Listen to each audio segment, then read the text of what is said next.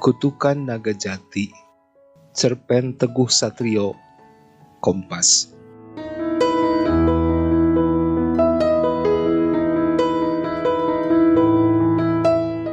Subuh belum begitu habis. Kasbi tak turut jemaah di musola. Sudah sekitar 1 minggu ini tepatnya. Ia memilih untuk sholat sendiri di rumah, agar bisa lekas melesat ke hutan yang tak jauh dari rumahnya. Orang-orang masih banyak yang tertidur pulas. Sebagian lansia masih memetik-petik tasbih mereka di musola. Pagi ini masih di pertengahan tahun 1998. Kasbi membelah kabut sebagai upaya untuk menguliti masa lalunya yang kalut. Sepeda kebo ia tunggangi, pedal dikayuh pelan.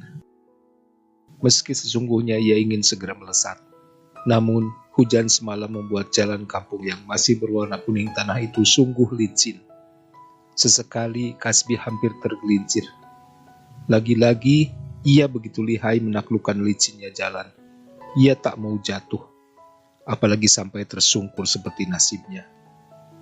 Kasbi merasa tak seberuntung para lelaki lain di kampungnya, yang sukses memiliki istri TKW di Arab, sehingga di rumah hanya kongkow-kongkow, tidur, ngopi, nunggu kiriman bulanan dari istri, nongkrong di warung, tidur lagi, ngopi lagi, bermain perempuan sesekali, dan begitu mata rantai kehidupan tetangganya. Pernah sekali Kasbi turut berupaya menyelundup kerja ke Malaysia. Ia tak memilih jalur resmi karena tak cukup modal biaya. Jalur keras dan konyol terpaksa harus ia tempuh demi impian mencapai kehidupan yang mapan. Namun, nasib berkata lain. Ketika belum apa-apa, baru saja meloncat dari sampan kecil. Setelah berjam-jam menyibak belantara, mengapung-apungkan nasibnya di sungai liar, ia harus tertangkap oleh petugas imigrasi Malaysia. Ia sempat ditahan. Keadaan sangat menegangkan. Terlebih ketika Kasbi melawan, mencoba kabur, dan ditemukan badik di dalam tas punggungnya. Kasbi dilucuti, barang-barangnya disita sebelum akhirnya dipulangkan dengan badan kering kerontang. Agaknya tak habis-habis kalau harus menceritakan masa lalu riwayat hidup Kasbi. Getir, keras, teramat keras. Setelah seminggu di rumah, ia melihat Nasirun sibuk keluar masuk hutan. Tepatnya, Nasirun melesat ke arah hutan sebelum jemaah turun subuhan. Lalu ia akan kembali pulang dengan 2-3 kayu jati gelondongan berbagai ukuran, jelang azan maghrib berkumandang. "Run, kayu jati dari mana?" tanya Kasbi. "Hutan," jawab Nasirun dengan wajah sengit. Nasirun membuang pandangan jauh ke langit. Diisapnya kretek yang hanya tinggal seruas jari. Lalu dikepulkan, angin berlawanan, dan asap tebal berbalik menyerang, menyergap mukanya sendiri. Hendak bangun rumah. Nasirun mengibas-ngibas telapak kirinya, sedang tangan kanan sibuk mematikan api kreteknya. "Sudah, kalau mau ikut-ikut saja, tak usah banyak bicara. Siapkan kapak, bendo, dan gergajimu," tegas Nasirun. "Kapak, bendo, gergaji?" tanya Kasbi yang tak mendapat jawaban melegakan dari Nasirun. 1-2 kali ikut, Kasbi semakin paham betapa besar keuntungan atas kesibukannya mengikuti jejak Nasirun. Ia sungguh tergiur. Lelaki yang pernah menjadi bulan-bulanan polisi Malaysia itu seperti mendapat energi baru. Gelondongan kayu-kayu jati menumpuk di teras, ruang tamu, dapur, hingga samping rumah. Ketika tumpukan kayu itu sudah setinggi dadanya, truk Juragan Ali akan datang untuk mengangkutnya. Ternyata Juragan Ali lah yang menyeret Nasirun ke jalur pembelandongan hutan itu. Setelah Nasirun dan Kasbi, tumbuh menjamur pembelandong-pembelandong lain.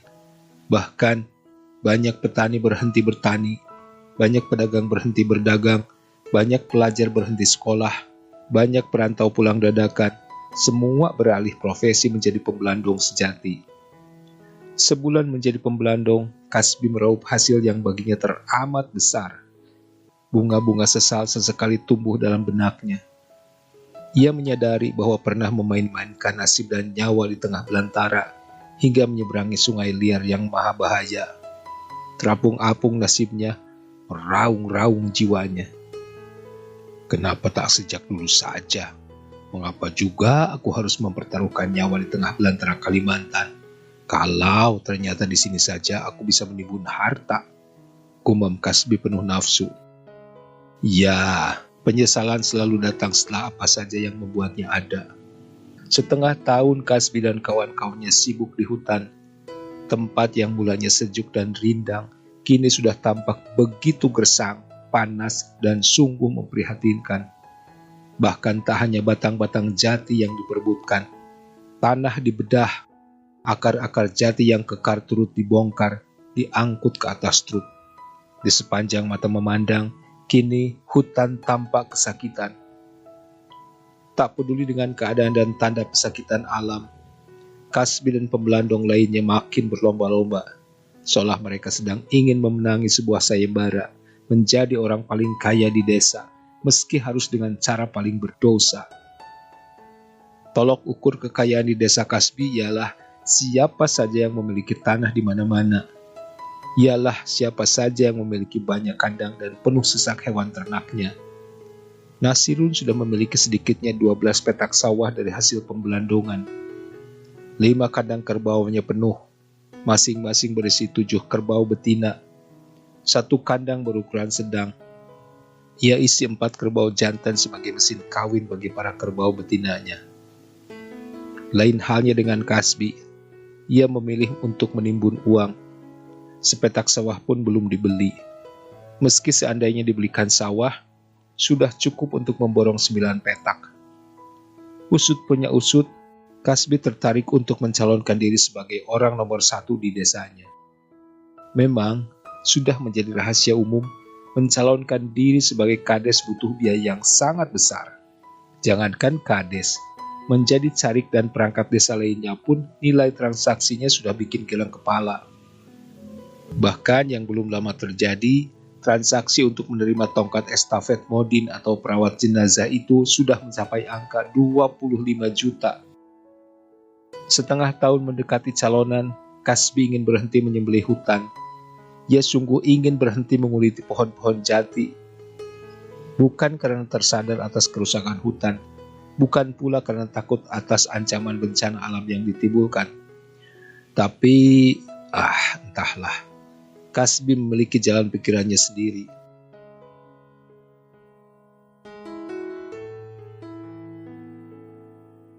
Kalau kamu yakin ingin maju dan pasti ingin menang, dari berkarung uang yang kamu kumpulkan, tambah lagi. Kujamin, pasti menang. Ingat, lawanmu anak kades yang sekarang masih menjabat. Boleh dikatakan lawan Kasbi bakal cukup berat, karena ia adalah anak kades yang sekarang. Memang rakyat sudah muak dan sangat kecewa selama kepemimpinannya.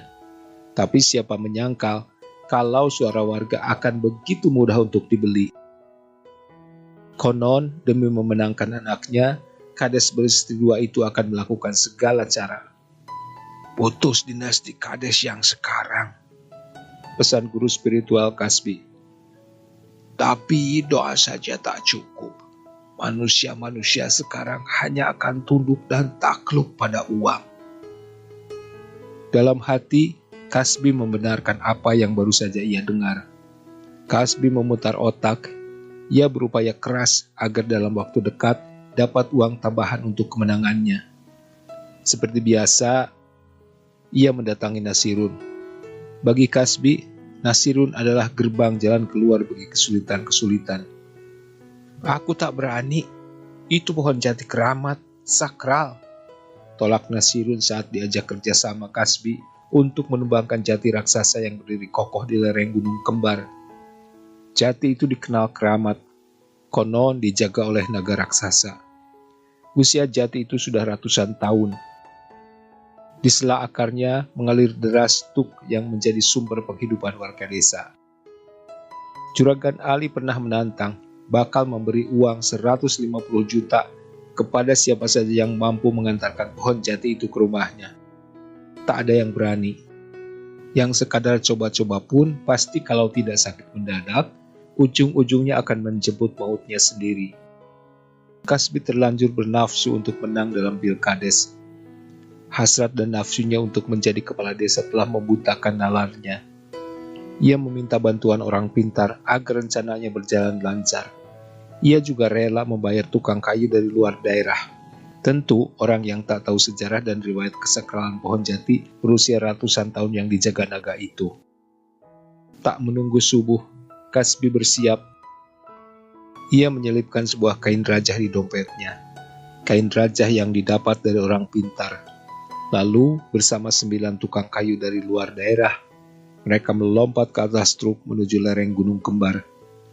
Jalanan licin sejak usai maghrib hingga pukul 23.17 ini, langit masih muram, gerimis merintik, kilat menjilat-jilat, dan guruh menggema di jagat raya. Truk telah jauh masuk ke hutan. Kepulan asap hitam dari knalpot telah habis dimakan gerimis. Kilat masih menjilat-jilat, guruh makin riuh, udara dingin. Orang-orang kampung begitu lekat dalam lelap, seperti terhipnotis rintik gerimis beraroma mistis. Fajar menyingsing. Kasbi dan 9 tukang kayu telah berhasil menumbangkan jati raksasa. Ia dan ke-6 tukang kayu sungguh tak merasakan secuil kesakitan dalam merobohkan jati keramat yang konon dijaga naga raksasa itu. Sungguh, Kasbi merasa bahagia. Uang 150 juta sebagai tambahan modal telah terlentang di depan mata. Diciumnya kain rajah yang ia rasa telah memuluskan semua rencana. Matanya terpejam. Sejuk udara pagi dihirup dalam-dalam. Lalu dilemparnya kain rajah itu ke tengah gemericik air berbatu hitam. Uang 150 juta telah di tangan. Kasbi menyebar uang itu di atas dipan. Dengan tambahan uang ini semua bisa kubeli. Termasuk suara orang-orang kampung juga akan mudah kubeli. Hahaha. Kasbi tertawa lepas, puas. Aroma keangkuhan menggelayuti wajahnya. Perlahan ia tidur dalam lelahnya. Di tengah lelap tidurnya, Kasbi bermimpi. Ia seperti didatangi ular besar. Ular itu persis menyerupai naga raksasa yang diceritakan Nasirun. Kembalikan, kembalikan, kembalikan. Desak naga raksasa itu kepada Kasbi. Mulut Kasbi hendak berteriak meminta pertolongan. Tapi seolah Kasbi mendadak bisu. Ia tak bisa bicara. Ia tak bisa berlari. Naga raksasa mendekati Kasbi. Matanya menyorot merah. Lidah apinya menjulur-julur. Seperti ingin menjilat tubuh Kasbi. Lalu menelannya. Dan merebus tubuh manusia rakus itu di dalam perutnya. Kasbi tampak pucat. Ia begitu ketakutan. Kembalikan. Cepat kembalikan. Atau itu akan tetap menjadi bingkisan bagi anak cucumu di suatu waktu. Naga raksasa semakin marah. Ekornya yang kekar mengibas, tepat mengarah ke tubuh Kasbi. Tubuh yang mendadak kerdil di hadapan naga itu terpental. Kasbi terpelanting, lalu tersungkur. Ia muntah darah. Isi perutnya tumpah. Perlahan matanya meremang. Tubuhnya mengambang di tengah kolam darah muntahannya. Di sana, ia melihat bayi-bayi terapung, menangis, wajahnya biru, hanyut terbawa banjir berlumpur. Orang-orang menangis sepanjang jalan dengan raut wajah bergelayut penyesalan. Rumah-rumah mereka terendam. Tak ada kenikmatan, tak ada kebahagiaan, tak ada ketentraman. Yang terjadi hanya pemandangan kesengsaraan. Paginya Kasbi terbangun. Ia merasakan tubuhnya berat dan kaku. Jari-jarinya sulit digerakkan. Matanya masih remang-remang. Setelah beberapa saat, ia baru sadar bahwa sudah tidak berada di atas dipan beralas uang. Kasbi tergeletak di atas akar jati raksasa yang belum lama ini ia tebang. Mata Kasbi terbelalak. Ia dapati jari-jarinya, ujung hidungnya, tepi bibirnya, lekuk telinganya, hampir di sekujur tubuhnya kaku, pecah, mengelopak. tumbuh kutil-kutil besar dan keras seperti kayu.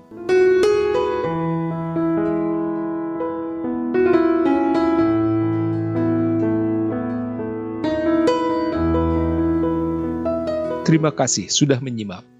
Tata dan Nabi Harja pamit. Selamat menikmati hari yang menyenangkan.